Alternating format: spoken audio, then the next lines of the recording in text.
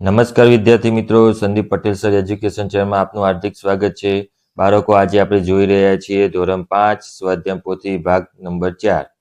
તેમાં વિષય પર્યાવરણમાં પ્રકરણ નંબર 17 દિવાલ ઓરંગી લીધી, તેનું સંપૂર્ણ સોલ્યુશન બાળકો આપણે આ વિડીયોની અંદર જોવાના છીએ. તો સૌપ્રથમ તો મારો વિડીયો જોતા પહેલા મારી ચેનલને સબસ્ક્રાઇબ કરો, બેલ આઇકન દબાવો, જેથી તમને રોજ નવા નવા વિડીયોનું નોટિફિકેશન મળતું રહે. અને જો તમને મારો વિડીયો ગમે તો તેને લાઈક કરો અને શેર કરો.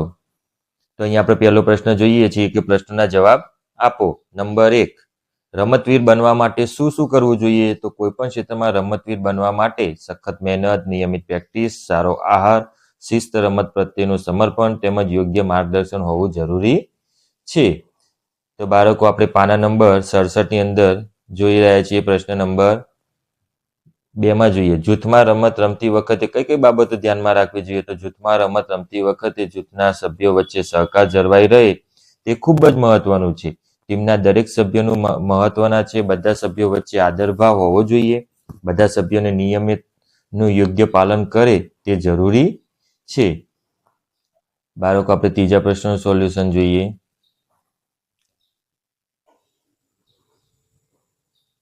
રમત રમતી વખતે ટીમના સભ્યો એકબીજા સાથે કેવું વર્તન કરતા હોવો જોઈએ? તો રમત રમતી વખતે જૂથના સભ્યો વચ્ચે સહકાર જળવાઈ રહેવો જોઈએ. કોઈ પણ સભ્ય ખામી જણાય તો તે સુધારવાનો પ્રયત્ન કરવો જોઈએ. વ્યક્તિગત બાબતો કરતા ટીમના હિતોને ધ્યાનમાં રાખવું જોઈએ. ચોથો પ્રશ્ન જોઈએ. છોકરીઓએ બહાર જઈ રમવું જોઈએ કે નહીં? તમે એના વિશે શું વિચારો છો અને શા માટે તે લખો. તો બાળકો, હા, છોકરીઓને પણ ચોક્કસ બહાર રમવા જવું જોઈએ. રમત ગમત તેમજ શારીરિક માનસિક વિકાસ માટે મહત્વની પૂર્ણ છે. તે આત્મવિશ્વાસ વધારે છે અને જાતિ પૂર્વગ્રહ તોડવામાં મદદ કરે છે. આથી છોકરીઓએ પણ બહાર રમવા જવું જોઈએ. નંબર 5, મેદાનની રમતો રમવાથી કયા કયા ફાયદાઓ થાય છે? તો મેદાનની રમતો રમવાથી શારીરિક સ્વાસ્થ્ય સુધરે છે, આપણું શરીર મજબૂત બને છે, માનસિક તણાવ દૂર થાય છે. સાથે રમવાથી શિસ્ત, સહકાર, ખેલદિલી જેવા ગુણોનો વિકાસ થાય છે અને નેતૃત્વના ગુણો વિકસે છે. નંબર 6, તમને કોઈ રમતા રોક્યા છે? શા માટે? મને ઘણીવાર મારી તબિયત બરાબર ના હોય ત્યારે રમતા મને રોકવામાં આવે છે. મોટાભાગે મને રમતા રોકવામાં આવતો નથી, પણ મારા સ્વાસ્થ્યની કાળજીને લીધે ક્યારેક રોકવામાં આવે છે.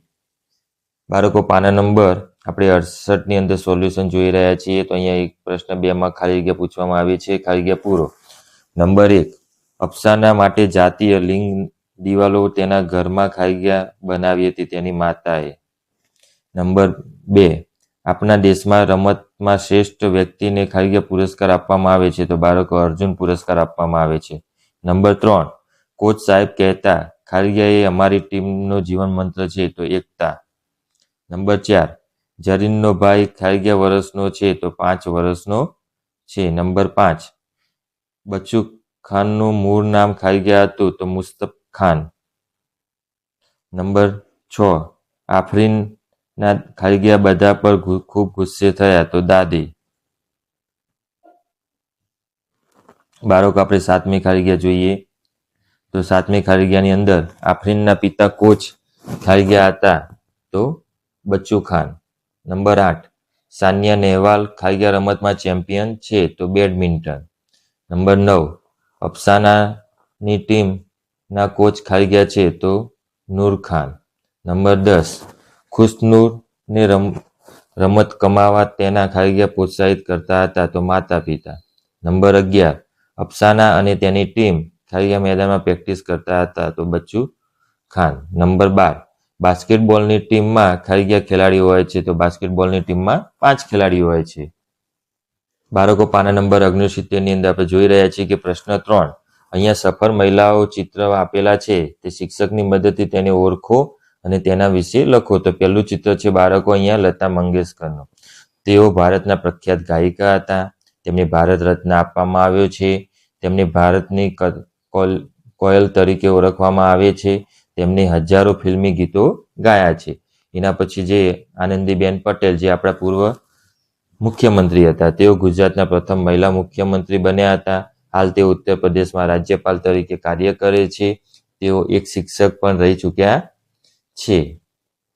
એ જ રીતે બાળકો અહીંયા ત્રીજા નંબરની અંદર જોઈએ તો ત્રીજા નંબરની અંદર કોનેરુ હમ્પી. તેઓ ભારતના જાણીતા ચેસ ખેલાડી હતા. તેમની નાની ઉંમરમાં જ ગ્રાન્ડ માસ્ટરનો ખિતાબ જીત્યો હતો. તેમણે આંતરરાષ્ટ્રીય સ્તરે ગુજરાતનું ગૌરવ વધાર્યું હતું. એ ચેસના ખૂબ જ મહાન ખેલાડી બની ગયા છે બાળકો. એના પછી નંબર 4 અવની લખરા. તેઓ એક પ્રખ્યાત ભારતીય પેરા ઓલિમ્પિકની અંદર ગોલ્ડ મેડલ જીતનાર તેઓ પ્રથમ ભારતીય મહિલા છે. શારીરિક પડકારો હોવા છતાં તેમને આ સિદ્ધિ મેળવેલી છે. એ ખૂબ જ મહત્વની બાબત કહેવાય બાળકો આપણા માટે. એના પછી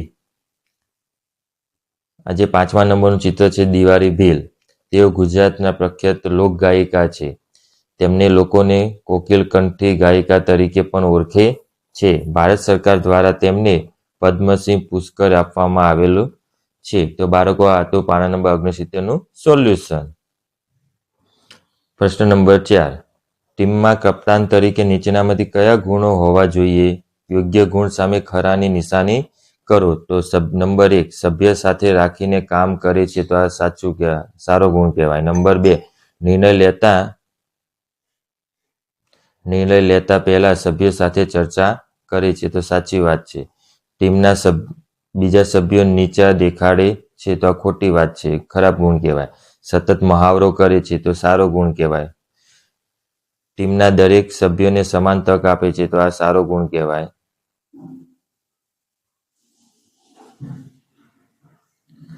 સભ્ય વચ્ચે એકતા બની રહે તેવા પ્રયત્ન કરે છે, તો સારો ગુણ કહેવાય. સભ્યો સાથે ઝઘડા કરે છે, તો આ ખરાબ ગુણ કહેવાય. સભ્યોની ભૂલ થાય તો તેને જાહેરમાં અપમાનિત કરે છે, તો આ ખરાબ ગુણ કહેવાય. ટીમ હારી જાય તો દોષ સભ્યોને આપે છે, તો આ ખરાબ ગુણ કહેવાય. ખેલદિલીની ભાવનાથી રમત રમવા સૂચન કરે છે, તો આ સાચી વાત કહેવાય. સભ્યોને સતત પ્રોત્સાહન આપે છે, તો સારી બાબત કહેવાય. તો આ બાળકો આ સારા ખરાબ નરસા આપણે બાબતો જોઈ. હવે આપણે જોડકા જોડવાના છે.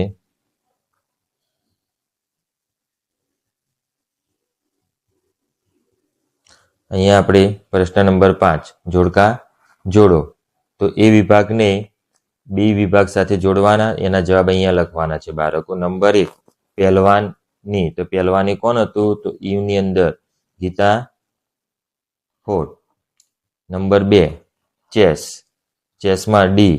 શું આવશે બાળકો? ડી. તો ડીમાં કોણ? તો આર વૈશાલી. નંબર 3 દોડમાં એ. તો દોડમાં એ પીટી ઉષા. નંબર 4 બાસ્કેટબોલમાં કોણ હતું? તો બાસ્કેટબોલમાં એફ. તો અફસાના મંસૂરી. તીરંદાજી. તો તીરંદાજીમાં સી. તો કોણ આવશે? શીતલ દેવી. તો ક્રિકેટ. તો ક્રિકેટની અંદર બી. તો કોણ આવશે? હરમનપ્રીત કૌર. તો આ બાળકો આપણે ધોરણ 5ની અંદર સ્વાધ્યાય પોથી ભાગ 4માં વિષય પર્યાવરણમાં પ્રકરણ નંબર 17 દિવાલ ઓળંગી લીધી તેનું સંપૂર્ણ સોલ્યુશન બાળકો આપણે આ વિડીયોની અંદર જોયું. તમને મારો વિડીયો ગમ્યો હોય તો મારી ચેનલને સબસ્ક્રાઇબ કરો, બેલ આઇકન દબાવો, જેથી તમને રોજ નવા વિડીયોનું નોટિફિકેશન મળતું રહે અને બીજા લોકો સુધી આ વિડીયો પહોંચાડો. આવજો બાળકો, આવતીકાલે ફરીથી મળીશું. Good night.